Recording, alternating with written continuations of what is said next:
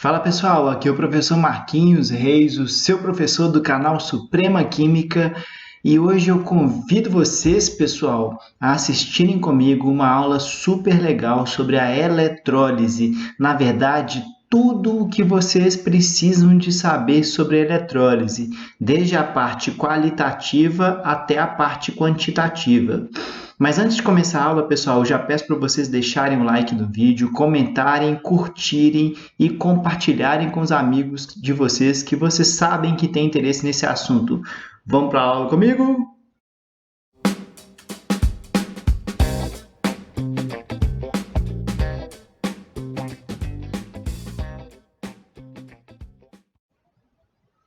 Então, pessoal, vem comigo para a gente conversar sobre a eletrólise, esse assunto super importante, super recorrente nas provas do Enem, dos principais vestibulares. E hoje eu vou falar para vocês tudo o que vocês precisam de saber sobre a eletrólise. Gente, não deixem de comentarem aqui embaixo para eu sentir o que vocês acham sobre esse assunto tão interessante. Vamos lá?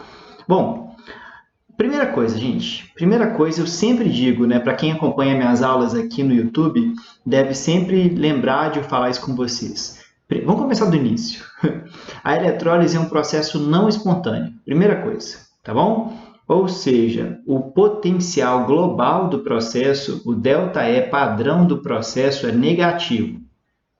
Dessa forma, gente, na eletrólise, uma corrente elétrica externa força a reação química que é não espontânea a acontecer. É uma reação química que não aconteceria, mas a gente força a reação a acontecer a partir da passagem de corrente elétrica. Tá bom? Então, esse é o início do processo, do entendimento do processo de eletrólise. Primeira coisa, então, depois que a gente entendeu o que é eletrólise de uma maneira mais ampla, vamos pensar nas simbologias utilizadas, tá? E aí nós utilizamos uma simbologia emprestada da física, que é relacionada a um gerador elétrico.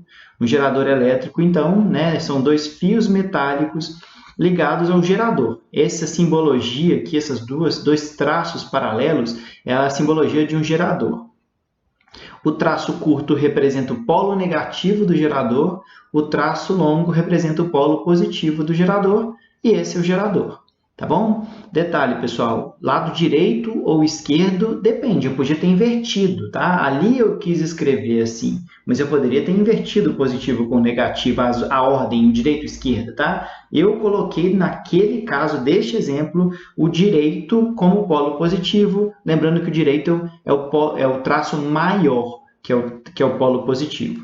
Além disso, gente, na eletrólise, nós temos eletrodos que, na maioria das vezes, são eletrodos inertes, ou seja, são eletrodos nos quais só acontece a troca de elétrons. Tá? Ele não é corroído no processo, ele não aumenta de tamanho no processo. A única função dos eletrodos inertes é a troca de elétrons propriamente dita. Isso tem que ficar bem claro também. Quando o eletrodo não é inerte, ele é chamado de eletrodo ativo. Na eletrólise, eletrodos ativos são utilizados, mas não são todos os casos. Eu vou citar um exemplo para vocês mais para frente, fica comigo até o final. Vamos lá? Outros detalhes, as nomenclaturas utilizadas para a eletrólise e aqui na eletroquímica de maneira geral. O eletrodo negativo.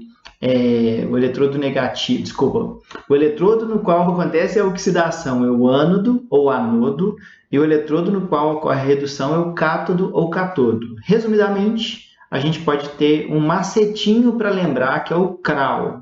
CRAL significa o catodo reduz ou cátodo e o anodo oxida ou ânodo. O português aceita as duas grafias, ânodo ou anodo sem o acento, cátodo ou catodo sem o acento. Exemplo, tá? O exemplo de uma eletrólise é a bateria de celular recarregando. Por quê? Porque, por exemplo, numa reação química, tem os reagentes e os produtos. Numa reação química, funcionando como uma bateria, por exemplo, o celular, na bateria acontecem reações químicas nos quais os reagentes se transformam em produtos. Nesse processo, é uma reação química que gera uma corrente elétrica que alimenta o circuito. Agora, quando os produtos se transformam em reagentes, ou seja, eu faço a reação inversa, eu recarrego o celular.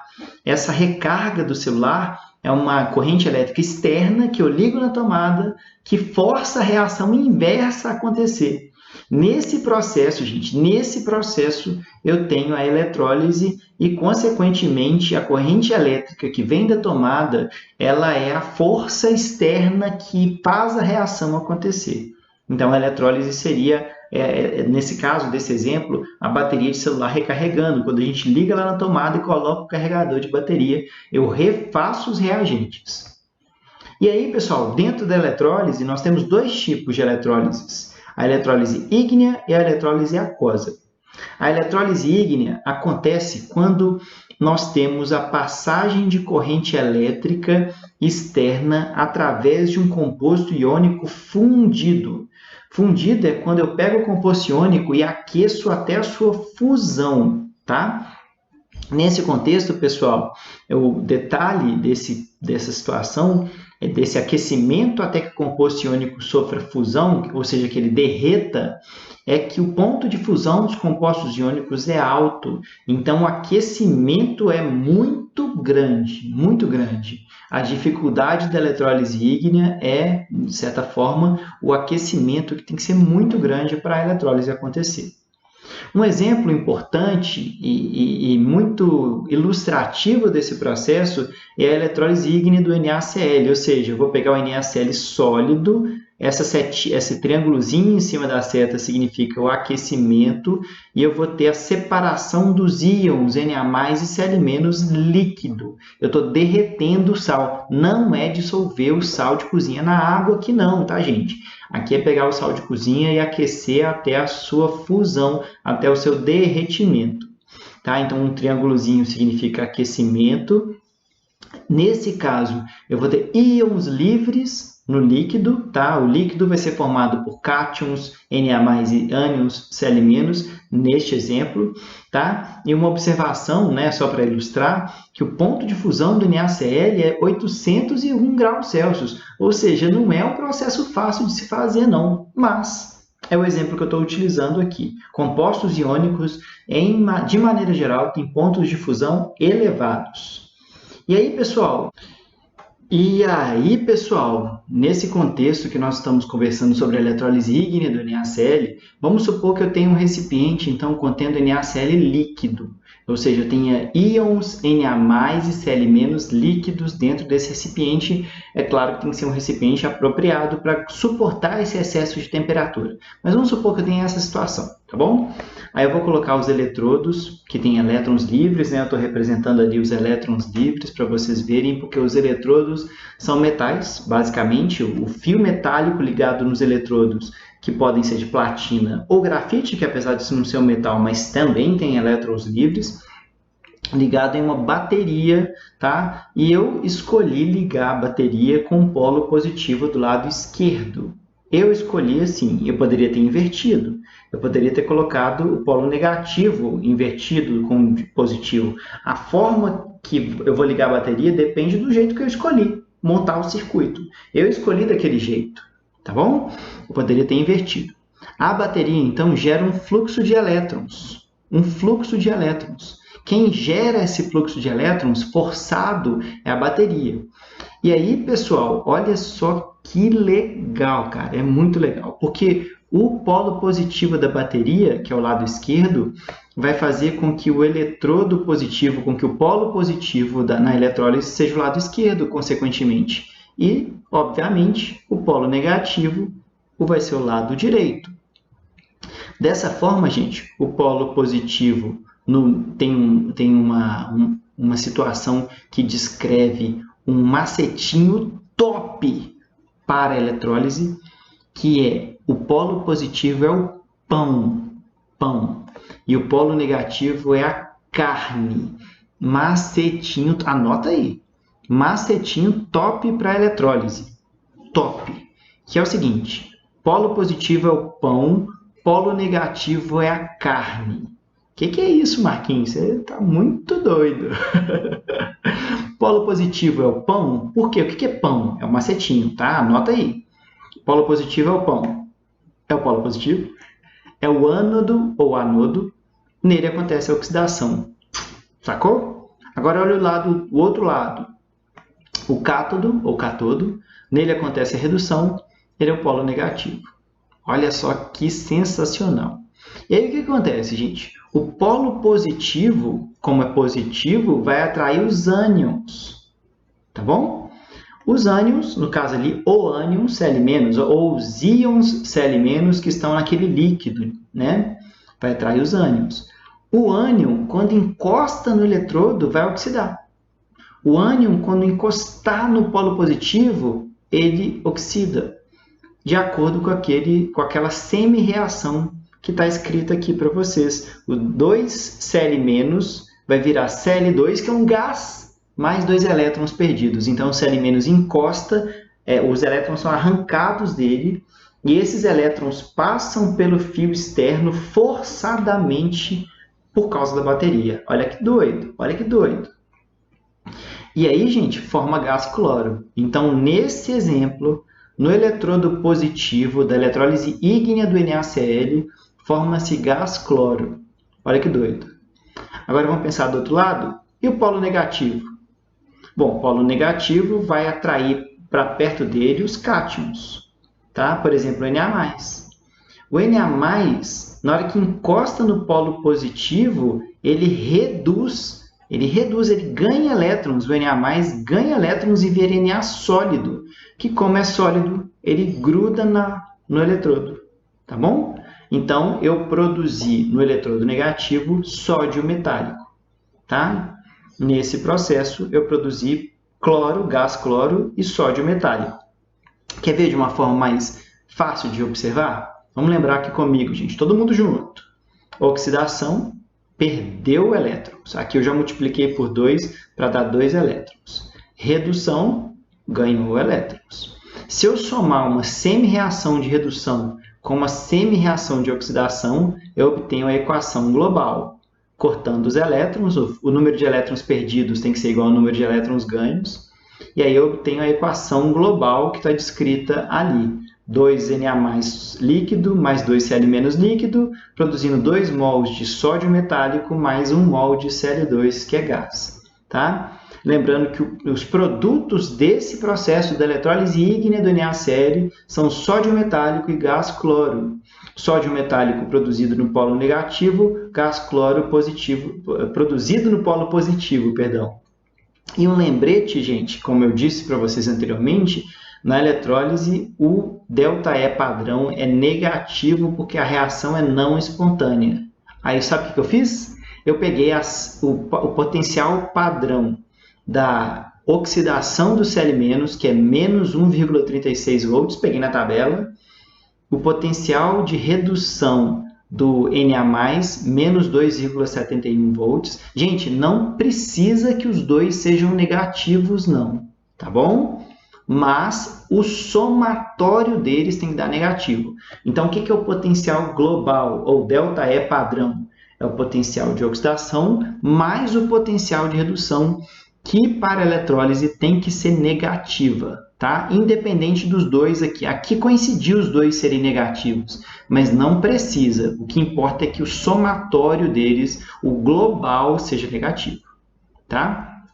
Muito fácil, né, gente? Muito fácil e muito legal. Vamos lá? Lembrete. Quais são as moléculas diatômicas gasosas mais importantes que nós temos que saber? Macetinho, nó foi Clarice. Nó foi Clarice. Só para lembrar que é N2, O2, H2, F2 e Cl2. São as moléculas diatômicas gasosas mais importantes, as que a gente precisa de saber. Tá bom? Gases são gases. Apareceu Cl2 é gás. Apareceu F2 é gás, apareceu H2 é gás, N2 é gás, O2 é gás. Tá bom? Não podemos esquecer disso. Outro detalhe importante, toda vez que aparecer um metal com NOx zero, o estado físico é sólido, igual apareceu lá, Na, NOx zero, sólido. E os eletrodos são inertes, naquele exemplo anterior, ou seja, neles acontece apenas a troca de elétrons. E aí, gente, do mesmo jeito que a gente tem a elettrólise ígnea, a gente tem a elettrólise aquosa. A elettrólise aquosa é muito fácil, né? Ela acontece em meio aquoso, né? Muito simples. Então, tem um detalhe. Apesar disso, tem um detalhe. O composto que vai sofrer a eletrólise tem que ser solúvel em água, senão não tem jeito, tá? Se não for solúvel em água, não tem jeito. Mas tem outros detalhes associados à eletrólise aquosa também, que são muito interessantes. Quer ver? A eletrólise aquosa é uma reação química provocada por uma corrente elétrica, eletrólise, sempre assim, só que o componente que vai sofrer a reação química, ele está dissolvido na solução aquosa de um eletrólito, ou seja, eu tenho íons livres na solução, tá bom? Beleza? Então, tem íons livres. Aí você pode falar assim, ué, Marquinho, mas na eletrólise ígnea também tinha íons livres? Sim, aqui também tem íons livres, só que tem água também, e isso faz toda a diferença. Quer ver? Lembra comigo aqui o seguinte, gente, água na água é um trem muito doido. A água na água ioniza ela mesma, a água consegue ionizar ela mesma, chamado de auto-ionização da água. Olha que doido, a água ioniza ela mesma, que muito louco. Então, se eu tenho água pura, líquida, temperatura ambiente, eu vou ter um pouquinho de H+ e OH- vindos da água, tá? Num processo chamado de auto-ionização.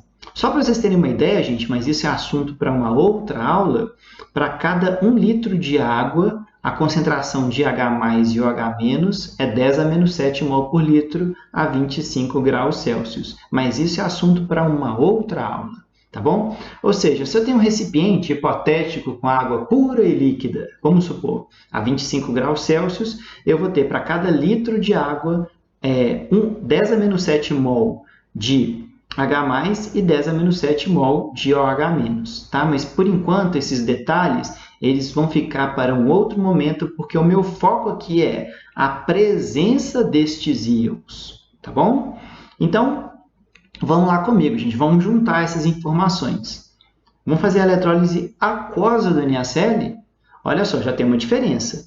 Peguei o NaCl e joguei na água, e eu dissolvi o NaCl em água, e agora eu tenho os íons livres dissolvidos em água, tá bom? Olha o detalhe, tá? Mas, como nós temos em meio aquoso, além do Na+ e do Cl-, tem H+ e OH-. Essa é a grande diferença da eletrólise ígnea para a aquosa, é a presença dos íons provenientes da água, tá bom?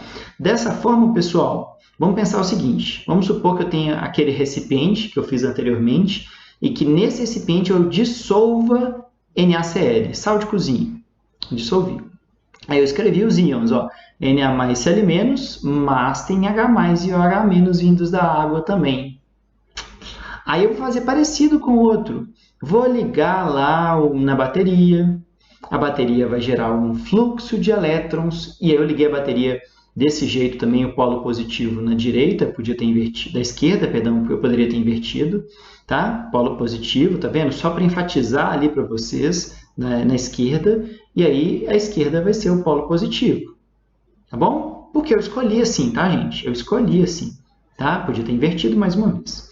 O polo negativo, né? Igual tá ali, na direita. Beleza, beleza.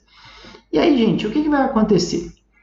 Bom, pão positivo, anodo oxida, carne, cátodo, reduz negativo. Lembra o macetinho? Funciona para a eletrólise aquosa também. Olha que top isso, gente. Vocês vão fazer o Enem? Vão fazer a FUVEST? O ITA? Gente, guardem esse macetinho que só funciona para a eletrólise, pão e carne. E aí, né, polo positivo, beleza, de boa, sossegado. O polo negativo, o que o polo negativo vai fazer? Ele vai atrair os cátions, óbvio, né? Só que tem um detalhe, galera. Ele vai atrair o Na+ e o H+, tem 2 cátions agora. E o polo positivo, por sua vez, ele vai atrair os ânions. Beleza, só que ele vai atrair Cl- e OH-. Aí vem uma pergunta. Quem reduz? O Na- ou o H+? Quem oxida? O Cl- ou o OH-? Olha que trem maluco. Mas, na verdade, a pergunta não é bem essa. A pergunta é, quem tem mais facilidade em reagir? Tá bom? Para isso, para responder essa pergunta, a gente tem que analisar uma tabela de facilidade de descarga, que é essa aqui. Vou mostrar para vocês agora. Tá? Essa tabelinha, ela aparece em muitos livros, nas apostilas, vocês devem ter visto ela por aí. Ela só funciona para eletrólise aquosa. E ela é o seguinte, vamos pensar uma ordem crescente de facilidade em reagir para a direita. Bom? Quanto mais para a direita, reage mais. E aí eu vou colocar como referência o H+ e o OH-. O H+ tem mais facilidade em reagir do que quem? Do que os cátions de metais das colunas 1A, 2A e o alumínio 3+. E o H+ tem menos facilidade em reagir do que quem? Os outros cátions, quaisquer outros. E o OH-? O OH- ele tem mais facilidade em oxidar do que quem? O OH-, por sua vez, ele tem mais facilidade em oxidar do que os ânions oxigenados e o fluoreto. Quais são os ânions oxigenados? O sulfato, o fosfato, o nitrato. E o OH- tem menos facilidade do que os demais ânions, ou os ânions não oxigenados. Tá bom? Por exemplo, o Cl-, o Br-, entre outros. Dessa forma, pessoal, vamos pensar aqui comigo. Olha só que doido. Vamos lá, voltei naquela minha pergunta. A minha pergunta era quem oxida e quem reduz? Mas, na verdade, eu vou mudar essa pergunta para quem reduz ou quem tem mais facilidade, o Na- ou o H+? Quem tem mais facilidade, o Cl- ou o OH-? Essa é a pergunta a ser feita na eletrólise aquosa do NaCl. Tá bom? E aí vamos responder quem tem mais facilidade? H+ ou Na+? Vamos olhar a tabelinha de novo. Bom, o H+ ou o Na+? Quem tem mais facilidade? A facilidade é mais para a direita. Então, é o H+. Beleza? Então, é ele que vai reduzir, o H+. E o Na+? Não vai acontecer nada. Vai ficar na solução aquosa. Vamos lá. E quem tem mais facilidade? O Cl- ou o OH-? Vamos lá? O OH- ou o Cl-, gente? O Cl-, porque o Cl- tem mais facilidade em reagir. Olha como é fácil, galera. É só ler a tabela. Dessa forma, vamos voltar para o meu desenho. A pergunta era, quem tem mais facilidade? O Na- ou o H+, ou o Cl- e o OH-? A gente já respondeu, que é o Cl- e o H+. E aí, o que vai acontecer então? O Na- e o OH- vai ficar lá. Não vai acontecer nada com eles. E aí, o resto é igual a gente viu anteriormente. O Cl- vai ser atraído pelo polo positivo e vai oxidar. O H+ vai ser atraído pelo polo negativo e vai reduzir. Dessa forma, o Cl-, oxidando vai virar gás cloro e o H+ reduzindo vai virar H2, que é o gás hidrogênio. Então, dessa forma, no polo positivo vai ser produzido gás cloro, no polo negativo vai ser produzido gás hidrogênio. E olha só que doido, além disso, vai produzir também na solução NaOH. Ou seja, com a eletrólise aquosa do NaCl eu produzo gás cloro, gás hidrogênio e na solução sobra hidróxido de sódio. Tá? Muito, muito legal, né, gente? Fica fácil, é muito fácil. Igual eu falei para vocês, tudo o que vocês precisam de saber de eletrólise está aqui, tudo. Gente, dá o like, beleza? Comenta aqui embaixo. Ajuda o canal Suprema Química a crescer e atingir o máximo de pessoas possível, beleza? Vamos lá comigo. E aí, pessoal? Vamos lá, tranquilo, sossegado. A gente está entendendo como a eletrólise é aquosa. E aí, nesse contexto, o que rola mesmo na eletrólise aquosa? Eu vou pegar a semi-reação de oxidação, eu vou pegar a semi-reação de redução, e e se eu somar a de redução com a de oxidação, corto os elétrons, e aí eu tenho a equação global. Lembrando que nesse caso, produz gás cloro no eletrodo positivo, gás hidrogênio no eletrodo negativo, e eu, por um acaso, peguei as semi-reações de redução e de oxidação. Lembrando que no processo global tem que dar negativo, porque o processo é não espontâneo. A eletrólise sempre é não espontâneo, então o potencial global, ou ΔE padrão, tem que ser negativo. Tem que ser negativo. Tá? Além disso, produz hidróxido de sódio na solução. Muito massa, muito legal. Muito, muito, muito. Vamos lá? Então, vamos comparar as duas? Na eletrólise ígnea, produz gás cloro sódio metálico. Na eletrólise aquosa do NaCl, produz gás cloro, gás hidrogênio e hidróxido de sódio na solução. Então, gente, é muito diferente. Por quê? Porque tem água. Tá? E tem aquela competição para ver quem vai oxidar e quem vai reduzir. Tá?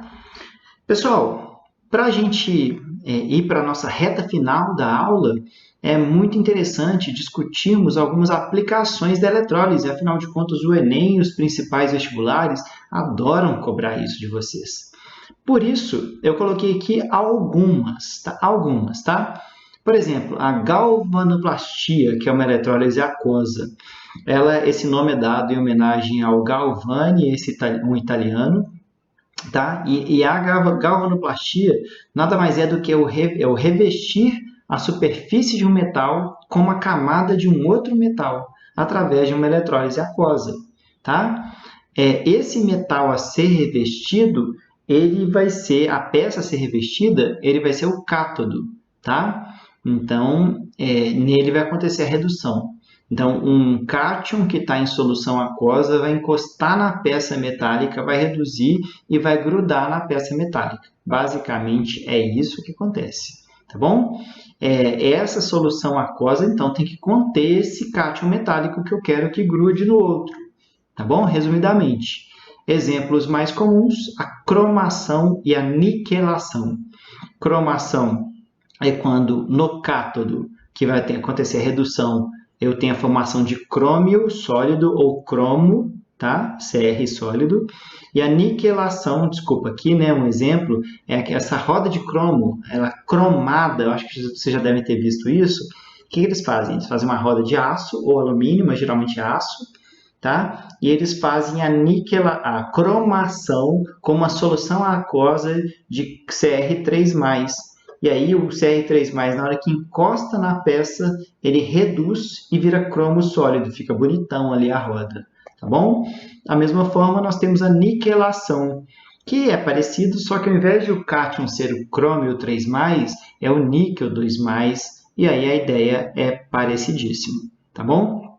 Esses processos de galvanoplastia, eles são utilizados para fazer revestimento de brincos, de anéis, tá? De brincos de anéis, de pulseiras com prata ou ouro, tá? Fazendo uma camada bem fininha, tá bom? E dá para fazer também uma peça chamada de aço galvanizado, que é uma peça de aço, basicamente, que recebe uma camada de zinco, tá bom? Também dá para fazer assim, tá? Bom, esse aí é a galvanoplastia. Tem um outro processo que também é uma eletrólise aquosa que chama anodização. A anodização é quando a gente forma uma camada protetora superficial de um metal a partir do seu óxido, tá bom? Então, por exemplo, o mais comum é a anodização do alumínio. O que é isso? É uma peça de alumínio sendo o ânodo, ou seja, o polo positivo, com uma eletrólise aquosa de uma solução de ácido sulfúrico. Nesse contexto, gente, ocorre a liberação de gás oxigênio. E o gás oxigênio ele vem do OH- da água, porque a eletrólise é aquosa. Tá bom? Esse oxigênio produzido nesse processo de eletrólise, ele oxida o alumínio, a peça de alumínio, formando o Al2O3, que é o óxido de alumínio, tá? E esse óxido de alumínio, ele forma uma camada externa no alumínio, protegendo a peça da corrosão, tá bom? Então, se você pegar essa camada de óxido de alumínio e passar um corante, ela fica bonita e protegida da corrosão, como por exemplo essa panela, a tampa da panela aqui tem alguns corantes formados pela anodização, tá bom? A camada de alumínio e o corante colado em cima, tá? É um outro exemplo de eletrólise. Tem também o refino eletrolítico do cobre. Olha só que interessante esse processo. O cobre é utilizado em fios elétricos. Então, para a gente usar o cobre, ele tem que estar praticamente puro, ou 99,5% puro para cima. Porque se ele tiver impurezas, ele vai gerar uma resistência elétrica e aí vai dificultar a passagem de corrente. Tá bom? Então, por exemplo, o que a gente faz? A gente pega uma bateria, né? Aí a gente coloca no polo positivo cobre impuro e no polo negativo cobre puro. E aí o que vai acontecer, galera? No polo positivo vai acontecer a oxidação do cobre. O cobre vai virar cobre 2+, tá? Mas as impurezas também oxidam, mas não são todas as impurezas que oxidam. As impurezas que oxidam vão ser as impurezas, por exemplo, ferro e zinco, que têm potencial de oxidação maior que o do ferro. Então, vai oxidar o cobre, e vai oxidar ferro e zinco também. Tá bom? As outras impurezas com potencial de oxidação menor, tipo ouro, prata, elas soltam e grudam no fundo do recipiente. Esse grudar no fundo do recipiente é a formação, por exemplo, de um negócio chamado de lama anódica. Tá? Ali, por exemplo, é o cobre 2+, e o ferro 2+, desprendendo da plaquinha da esquerda, que é o cobre impuro, ou seja, com impurezas. Tá? E aí forma-se embaixo a lama anódica, que tem ouro, prata e outros metais. Tá? A maioria das vezes, gente, para as indústrias que fazem esse processo, uma boa parte da fonte de renda das indústrias é a utilização, é a revenda dessa lama anódica. Tá? O ferro 2+, gente, ou o zinco 2+ formado, não vai acontecer nada com eles vão ficar na solução aquosa. Mas o cobre 2+, ele vai para o eletrodo negativo e reduz. Tá bom? Dessa forma, o que vai acontecer? O eletrodo negativo ele vai aumentar de tamanho e ele vai ser um cobre muito, muito, muito, muito puro. Tá bom? O ferro 2+ e o zinco 2+, como eles têm potencial de redução menor do que o do cobre 2+, eles vão ficar na solução. Então, é um outro exemplo de eletrólise que nós temos. Tá? Um quarto exemplo aqui, pessoal, é a metalurgia. Metalurgia, basicamente, na maioria das vezes, né, são processos de eletrólise ígnea, tá? E para a gente pensar na metalurgia, a gente tem que pensar que o minério é um material que eu extraio da natureza, mas que tem um elemento químico lá interessante para mim. A maioria dos metais, dos minerais, gente, eles têm metais que são interessantes, que estão na forma de substâncias compostas, tipo sulfetos ou óxidos. Tá? Então, são compostos geralmente iônicos. Mas eu não quero o enxofre e o oxigênio, eu quero metal. Aí a gente faz uma eletrólise ígnea. Tá bom? Então, eu preciso fazer com que esse cátion reduza, ele ganhe elétrons. Para isso, pessoal, nós fazemos esse processo. Ó. O cátion do metal da substância composta, ele tem que reduzir no processo de metalurgia, formando metal com NOx zero. E aí o metal com NOx zero é o metal que eu vou utilizar, que tenha valor agregado. Quer ver um exemplo? Vai ficar mais fácil. Vamos pensar na siderurgia, que é a obtenção de ferro nos alto-fornos. E o ferro faz aço, tá bom? É esse o processo mais comum da metalurgia, tá? Da siderurgia, perdão, que é o óxido de ferro 3, que é esse aqui, que é um dos componentes do minério de ferro, com monóxido de carbono sob intenso aquecimento, forma-se ferro, aí o ferro 3+ vira no ferro, lembrando o cátion vira no átomo neutro, mais gás carbônico. O CO aqui, gente, ele é um agente oxidante. tá bom? E o CO, ele é produzido a partir do calcário, que é misturado lá no processo. Então, esquenta o calcário no alto forno, produz CO, e aí, nesse processo, o CO oxida o Fe2O3, e aí forma ferro. O ferro, eu faço aço, tá bom? Por quê? Porque o ferro ele sai inicialmente com muito carbono, cerca de 5%. Aí ele é chamado de ferro gusa ou ferro fundido. Quando eu purifico o ferro até mais ou menos 0,2%, até 1% de carbono, eu tenho aço, tá bom? Aí o tipo de aço, gente, aí já é uma questão metalúrgica, tá? E aí a gente pode fazer, já que eu tenho uma reação química, para terminar, eu posso fazer uma estequiometria, tá? Chamada de estequiometria da eletrólise, tá? Para a gente terminar aqui, matar esse assunto, pessoal. Mas vamos lembrar de alguns conceitos. O conceito de corrente elétrica, tá? Que é a quantidade de carga em função do tempo, isso vem da física, descreve isso mais. Lembrando que I é a corrente elétrica, a unidade é ampere. T é o tempo, que no Sistema Internacional de Unidades a unidade é segundo. E Q é a carga elétrica, que a unidade é o coulomb. Tá bom? Então, I é igual a ΔQ sobre ΔT. E a gente tem também a constante, chamada constante de Faraday. Tá? O que o Faraday pensou? Poxa, se um elétron tem 1,6 vezes 10 a menos 19 coulombs, se eu pegar 1 mol de elétrons, ou seja, 6,02 vezes 10 a 23 elétrons, quantos coulombs eu vou ter? Essa a gente chama de constante de Faraday. Tá? Fazendo essa continha, vai dar 96.500 coulombs por mol de elétrons. Então, 1 mol de elétrons tem 96.500 coulombs. Mas, Marquinho, como que isso aparece, pelo amor de Deus? Simples, gente. Olha essa questão do Enem. Gente, quem vai fazer o Enem, fique esperto com isso. Vamos lá?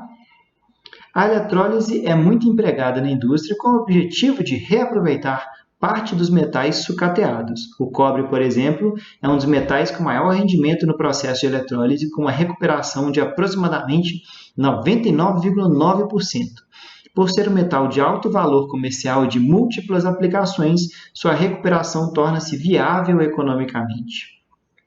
Suponha que um processo de recuperação de cobre puro tenha-se eletrolizado uma solução de sulfato de cobre 2 durante 3 horas, empregando-se uma corrente elétrica de intensidade de 10 amperes. A massa de cobre puro recuperada é de aproximadamente... Essa era a questão do Enem. Aí ele deu para a gente assim, ó, constante de Faraday. Olha isso, gente, olha isso. 96.500 coulombs por mol. Ele deu para a gente a massa molar do cobre. Tá bom? Então, vamos pensar. Peraí. Eu sei que I é igual a Q sobre T. Tá? Então, Q é igual a I vezes T. Multiplicando cruzado. Logo, vai ser 10 vezes 3 horas, só que cada hora tem 3.600 segundos. Então, 10 vezes 3 vezes 3.600 vai dar 108.000 coulombs. Essa é a quantidade de carga, tá bom? E o processo é como, gente? É o cobre 2+, reduzindo, lembra disso? Virando cobre metálico, porque eu quero recuperar o cobre metálico. Logo, pessoal, eu tenho que 2 mols de elétrons para 1 mol de cobre metálico. Só que 1 mol de elétrons, lembra que é 96.500 coulombs de carga? Então, 2 mols de elétrons para 1 mol de cobre, que são 63,5 gramas. Olha a massa molar aqui. Logo, os 108.000 coulombs vai ser M, que vai ser a minha resposta. Então, a massa de cobre vai ser de 35,53 gramas, resposta letra D. Tá bom? Bom, pessoal, essa é a eletrólise. Muito fácil, né? Curtiram? Gostaram? Espero que tenham gostado, espero que tenham curtido. Essa aula foi feita com muito carinho. E, pessoal, ajudem o Suprema Química. Divulguem para os amigos de vocês. Curtam, compartilhem esse vídeo. Comenta aqui embaixo. Eu sou o professor Marquinhos Reis e a gente se vê numa próxima aula. Valeu!